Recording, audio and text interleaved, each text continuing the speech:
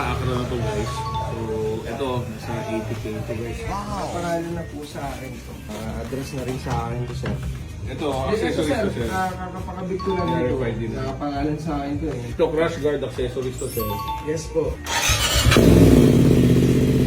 So ito boss, parang binay and sell mo to? Parang gano'n ba? O hindi, parang Hindi binili. sir eh, kasi nabili ko to dahil kailangan ng tropa ng ng budget. So dahil parang biglaan din binenta. Oo, dahil gusto ko rin ng bike before. Ito sir, siguro ito, bentahan namin ito sir. Siguro kaya pa ng 600 to sir.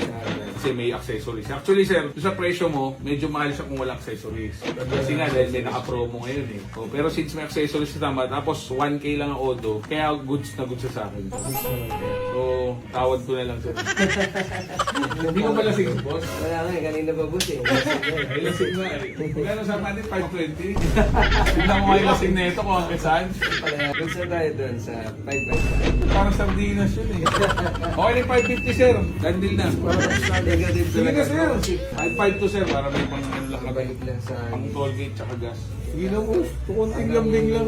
Sabi ko nga sa'yo, boss eh, pag may nakita kang gas-gas or kahit Wala na malinis lang gagawin. Malinis naman. malinis Kasi talaga.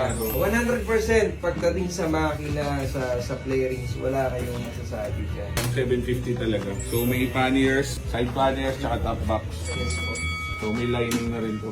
5.5 for boss. 1,000 lang. Sige na. Konting ka lang. Ayan. Okay, landil kami. 554,000. Kompleto accessories, exhaust, meron top box.